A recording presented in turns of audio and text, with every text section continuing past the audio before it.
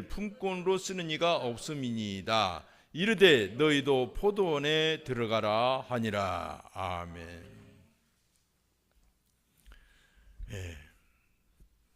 명절 때가 되면 신학교 때 일부는 신학생들이 고향으로 내려가고 또 상당수는 내려가지 않고 신학교에 머무른 그런 학생들이 있었습니다. 그 중에는 고향을 자주 갔기 때문이기도 하지만 고향에 없는 친구들도 있었어요. 그 유명한 곽선희 목사님이 강의 시간에 하신 얘기가 생각나는데, 그분은 북한에서 월남하신 분입니다. 그래서 고향이 이 땅에 없어요. 그러다 보니까 명절 때는 갈 곳이 없는 것입니다. 그래서 도서관에 남아서 혼자 책을 열심히 보셨다고 그런 얘기를 해주시더라고요. 아마 그런 외로움과 그 어떤 고통들이 그분이 평생 그 수많은 책들을 읽고 또 많은 책들을 쓰게 하는 큰 힘이 되었던 것 같습니다. 여러분, 우리가 명절 때 그 우울증에 시달리는 분들이 있어요. 또는 이 해가 질 때 석양을 바라보면서 우울 모드에 진입하는 사람도 있습니다. 특별히 오늘과 같이 연말연시 때 되면 우울해지시는 분들이 있어요. 저도 한때 서울서 객지 생활하면서 공장에서 일하면서 그런 우울 모드를 경험해 본 적이 있습니다. 더군다나 이제 새해가 되면 한 살을 더 먹잖아요. 이제 어린 사람들은 막 나이를 먹고 싶어가지고 떡국을 막 여러 그릇씩 먹는다는데, 나이가 먹으면 이제 그 나이 자체가 스트레스를 받는 거죠. 그래서 떡국도 안 먹고 싶고 왠지 우울해지는 그런 경험을 하게 되죠. 저무는 해를 보면서 그런 생각을 해봤습니다. 저무는 해를 보면서 진짜 서럽고 비참한 사람들이 있을 것이다. 그 4종 세트를 한번 제가 정리를 해봤어요. 첫째는 돌아갈 고향이 없는 사람이에요. 정말 외롭겠죠. 그리고 두 번째로는 고향에 갈 준비가 안 된 사람이에요. 고향은 있는데 준비가 안 됐어요. 가보고 싶지만 차마 이 모양으로 갈 수가 없어요. 그럴 때 이제 우울하죠. 또 세 번째로는 아예 고향을 갈 생각을 안 하는 사람도 있어요. 놀랍죠. 또 네 번째로는 이 불러주는 사람이 없어서 안 가는 경우도 있어요. 이 한 해가 저무는 이때에 우리가 나를 불러주시는 하나님의 음성을 들으시는 이 시간이 되시기를 축원합니다. 오늘 본문을 보니까 1절에 하나님은 천국 일꾼을 부르시는 분으로 그렇게 묘사가 되어 있습니다. 우리를 불러주시는 분이에요. 포도원 일꾼을 구하시려고 돌아다니는 주인으로 이 천국을 비유를 하셨습니다. 천국은 마치 품꾼을 얻어 포도원에 들여보내려고 이른 아침에 나간 집주인과 같으니 그랬어요. 어떤 사람들은 인생을 소풍이라고도 말을 합니다. 물론 괴로운 인생길보다 훨씬 좋은 표현이에요. 근데 인생은 소풍이 아닙니다. 인생은 우연히 태어나서 또 우연히 살다가 죽는다고 그런 철학적인 생각을 하는 분도 있습니다. 결코 인생은 우연이 아닙니다. 또 조물주가 계시더라도 인생은 이렇게 무책임하게 던져진 존재다, 그렇게 말하는 철학자들도 있습니다. 근데 결코 그렇지 않습니다. 성경을 보면 오늘 말씀처럼 불러서 하나님의 일꾼 삼으시려고 하는 조물주는 바로 그런 생각을 갖고 계신 분입니다. 우리를 불러주시기를 원하셔요. 오늘 본문의 배경을 보면은 천국 비유에 대해서 말씀하시는데, 이른 아침에 집주인이 나가서 그 일꾼들을 구하러 갔다. 그래서 이른 아침 몇 시쯤 될까 이렇게 생각해 보면 0시를 기준으로 해서 우리 로마시 쓰고 있는 현대인들의 시간으로 보면 거기다 플러스 6을 하면 됩니다. 이른 아침 6시에 일꾼을 구하러 간 거예요. 근데 구에다가 이제 포도원에다가 이렇게 넣고 또 이 저작거리로 가 보니까 3시 무렵에 또 가니까 또 있어서 또 그 사람들을 불러다가 포도원으로 보냈다, 이런 말씀들이 뒤에 이어서 나오잖아요. 그래서 이 하나님은 일꾼을 부르는 분으로 오늘 묘사가 돼 있어요. 그리고 제일 마지막에 11시에 부른 사람도 또 있대요. 11시면은 로마시, 현대시로 말하면 오후 5시입니다. 그래가지고 나중에 그 사람들은 똑같은 한 데나리온을 받고 먼저 받고 이렇게 가는데, 먼저 왔던 사람들이 세상에 1시간 일한 사람을 우리가 똑같이 주냐고 그렇게 주인에게 따지는 걸 보면, 이 5시에 와서 딱 1시간, 6시에 퇴근을 한 거예요. 놀랍죠. 1시간 일했는데 그렇게 대우를 받은 것입니다. 그때까지 5시가 될 때까지, 오후 5시가 될 때까지 이 사람들은 아직 불러줄 사람이 없었기 때문에 그렇게 저작거리에서 헤맸던 것입니다. 그래가지고 이 집주인이 가서 당신들 왜 그렇게 이 늦은 시간까지 여기 할 일 없이 있습니까? 그러니까 아무도 우리를 불러준 사람이 없다고 그렇게 하소연하잖아요. 그래가지고 그 사람들을 자기 일터로 보내서 딱 1시간 일했는데 싹쓸 줍니다. 오늘날 정말 이 취업하기가 쉽지가 않아요. 또 경기가 어려우니까 너무들 어려워하더라고요.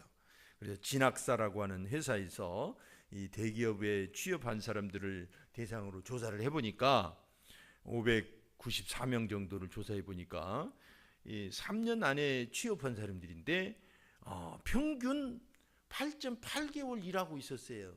이게 오랜 시간 동안 이렇게, 요즘은 뭐 이렇게 철밥통 그런 직장이 없습니다.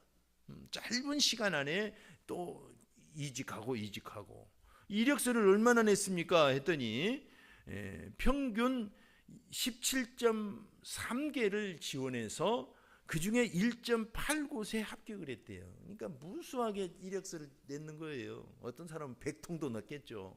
어떤 사람은 뭐 대여섯 통 냈는데도 이렇게 취직이 될 수도 있고. 여러분, 세상은 참 갈 곳이 없습니다. 오라고 한 데가 없어요. 환영하는 데가 없어요. 하지만 우리 하나님은 언제든지 우리를 부르시는 분입니다. 여러분, 우리가 성령님을 보혜사라고 하잖아요. 보혜사는 무슨 뜻입니까? 원어를 보면 변호자, 중보자, 탄원자, 상담자, 이런 뜻이 있는데, 원래는 무슨 단어에서 나왔냐면 가까이 부른다, 이런 뜻에서 나왔어요. 그러니까 보혜사 성령님은 우리를 가까이 부르시는 분입니다. 그리고 예수님께서 또 다른 보혜사라고 말씀하시는 걸 보면 예수님 자신도 보혜사 역할을 하시다가 승천을 하셨어요. 그러니까 하나님은 우리를 가까이 부르시는 분입니다. 우리를 부를 데 없어서, 갈 곳 없어서 이 망년에 어디 가나 고민하는 분들도 많을 거예요. 걱정하지 마세요. 하나님은 우리를 부르십니다. 언제든지 부르셔요. 일꾼으로 부르셔요. 그럼 도대체 왜 부르실까요? 그야말로 포도원에서 일하는 것처럼 우리로 하여금 뭔가 일을 맡기시기 위함입니다. 그렇지 않아도 지긋지긋하게 세상에서 일하는데 또 뭔 일을 맡기시나 라고 생각하실 필요 없습니다. 하나님이 맡기시는 일은 우리가 사는 삶의 현장에서 천국으로 일구는 일을 맡기신 것입니다. 어려운 게 아니에요. 더 일을 추가한 게 아니라 행복한 사람이 되도록 하라는 것입니다. 그래서 가나안 땅을 예를 들면, 가나안이 아주 우리 구원의 그 모델이거든요. 왜 우리를 구원하셨습니까? 가나안 땅으로 인도하시기 위함이에요. 구원은 출애굽에 비유하잖아요. 출애굽이 구원을 상징해요. 근데 구원받고 끝난 게 아니라 가나안 땅으로 들어가게 하신 거예요. 그 땅은 젖과 꿀이 흐른다고 그랬습니다. 소망의 땅이에요. 근데 막상 10명의 정탐꾼, 12명의 정탐꾼을 보내고 보고를 받은 결과 뭐예요? 10명은 아주 그냥 밤새 울면서 큰일 났다. 가면은 우리는 다 잡아 죽을 것이다. 그들은 네피림과 같고 우리는 메뚜기와 같다 하면서 두려움에 떨었어요. 하나님 분명히 말씀하셨습니다. 젖과 꿀이 흐르는 땅이라고. 근데 그들이 막상 조사를 해보니까 그게 아닌 거예요. 그럼 무엇을 뜻합니까? 하나님이 거짓말하신 것입니까? 그게 아닙니다. 가나안 땅은 분양받는 것이 아니라 정복하는 곳이란 뜻입니다. 마찬가지로 우리의 인생은 저절로 행운처럼 굴러오는 게 아니라 우리의 삶의 현장을 일궈내라는 것입니다. 가정도 저절로 행복 오지 않아요. 신혼의 단꿈은 6개월이에요. 유통기한이. 단물 6개월 내지 1년이면 다 빠져요. 그 뒤로부터는 피 터지는 싸움을 합니다. 그리고 결국은 해답을 찾지 못하면 불행한 종말을 맞이해요. 근데 정확한 해답은 뭡니까? 서로 다른 두 사람이 만나서 서로의 성격을 연약함을 감당하면서 서로 성장하면서 행복한 가정을 일궈내는 것입니다. 그래서 가정을 뜰정자 써가지고 가정이라고 하잖아요. 정원처럼 가꾸라는 것입니다. 여러분, 미혼들은 결코 가정이 낭만적이고 그런 로맨스한 곳이 아닙니다. 일궈야 되는 것이에요. 기혼자들도 생각하셔야 됩니다. 왜 내 인생은 이 모양이냐, 그런 생각 안 하시겠지만 혹시 어렵더라도 여러분, 일구는 것임을 기억해야 돼요. 항상 일궈야 돼요. 직장도 마찬가지입니다. 우리가 가는 곳마다 천국을 일궈주시고 만지는 것마다 복을 받게 하신다는 건 그건 그대로 저절로 된다면 그건 마술이고 그건 행운인 것입니다.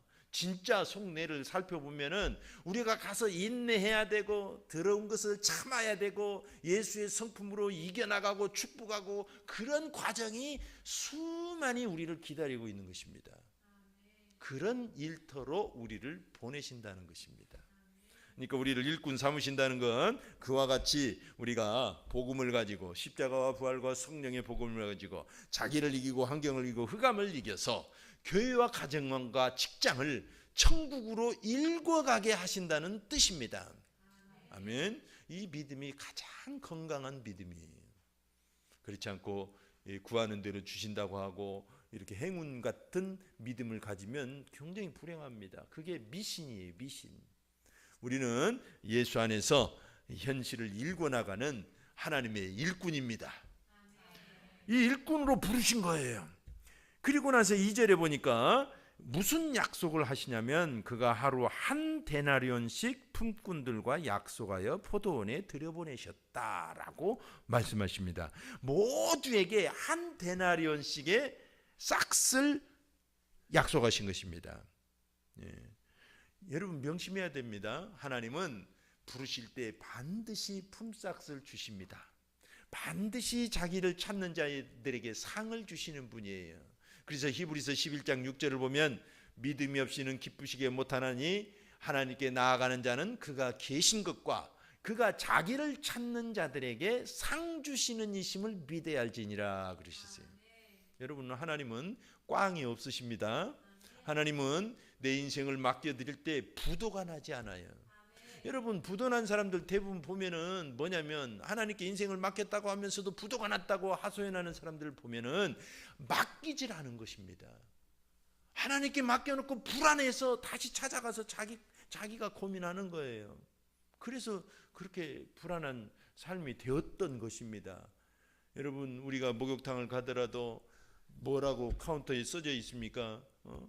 맡기지 않은 귀중품은 책임질 수 없습니다. 그랬어요. 우리 인생을 하나님께 맡길 때 하나님은 반드시 책임을 져주십니다. 빈손으로 내보내지 않으셔요. 다른 것에 의탁하고 다른 귀신에 의탁하면 다 털려요. 귀신은 그런 존재예요. 도적이 오는 것은 도적질하고 죽이고 멸망시키는 것뿐이라고 요한복음 10장 10절에 말씀하십니다. 그러나 예수님이 오신 것은 어떤 목적으로 오셨습니까? 양으로 생명을 얻게 하되 더 풍성히 얻게 하려 하심이시라 그러셨어요. 그러니까 여러분, 하나님은 결코 우리를 낙심시켜 주지 않으십니다. 반드시 품삯을 주시는 분이에요. 한 데나리온 하루 품삯이라고 그 품삯 하루라는 것에 이렇게 주의를 기울일 게 아닙니다. 누구든지 오면은 다 주신다는 뜻이지 한 데나리온 꼭 한 데나리온 주신다는 뜻이 아닙니다. 아시겠죠? 하나님께서는 우리에게 주실 것을 다 준비해 놓으시고 계십니다. 근데 사람들은 이 하나님께 오지 않습니다. 많은 사람들이 왜 그런가 하고 오늘 고민하면서 생각해 보니까 너무나 일상생활이 일상성에 빠져 있는 거예요. 푹 빠져 있는 거예요. 옛날 노아 때와 같습니다. 노아 때와 같아요. 노아 때 어땠습니까? 노아가 방주를 만들면서 사람들에게 경고했을 것입니다.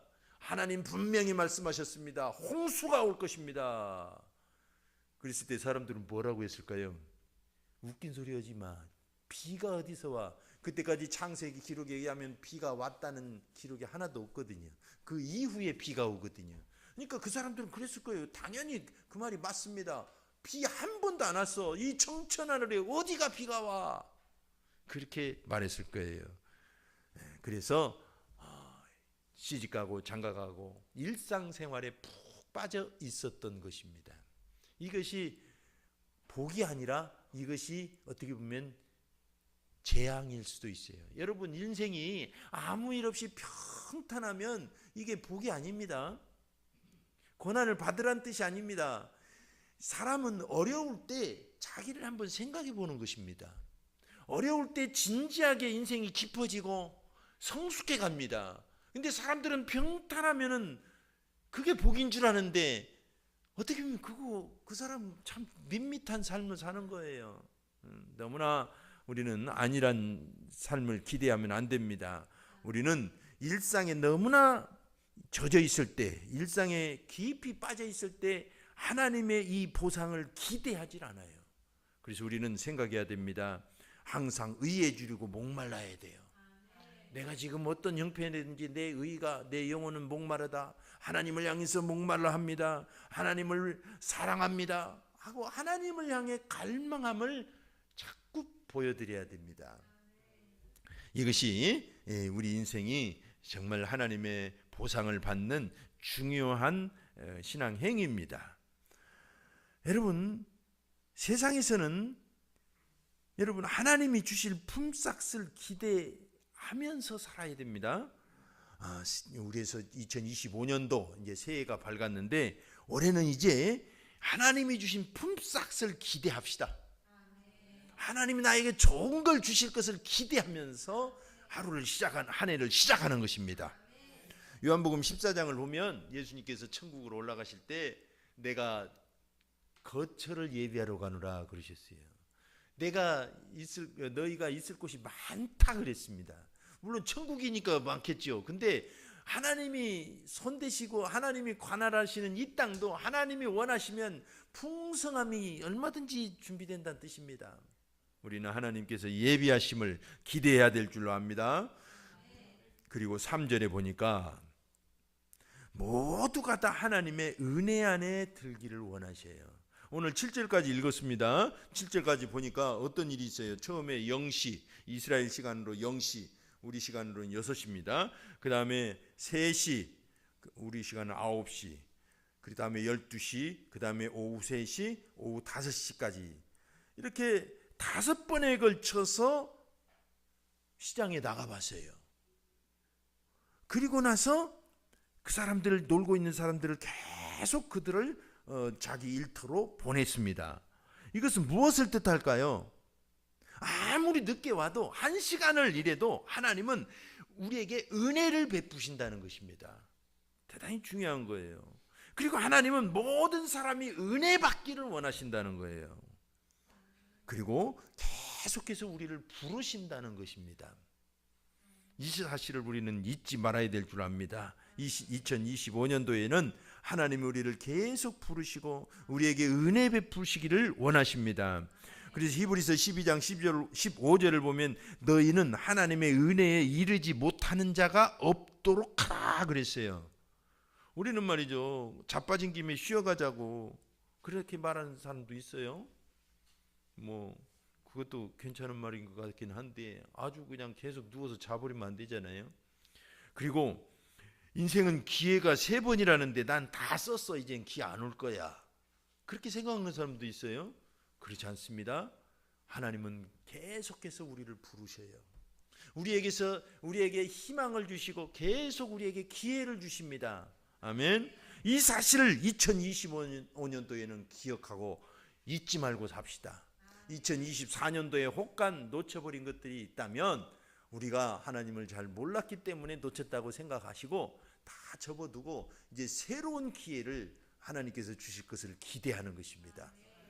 이것이 우리가 믿는 사람으로서 올바른 자세입니다. 잠언 24장 16절 보면 대저 의인은 7번 넘어질지라도 다시 일어나려니와 악인은 재앙으로 말미암아 엎드러지느니라 그랬어요. 여러분 여기에서 7.8기라는 말이 나온 것 같아요.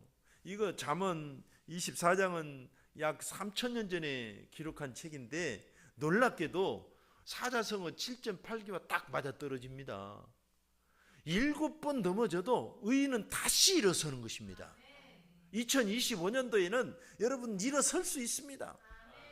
여러분 작년에 2024년도에 7번 자빠져서 보셨나요?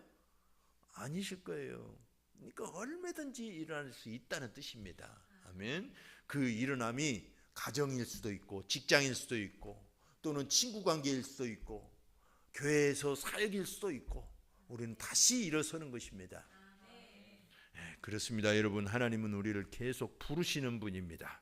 천국은 마치 품꾼을 얻어 포도원에 들여보내려고 이른 아침에 나간 집주인과 같습니다. 아멘. 이 시간 한번 기도하겠습니다.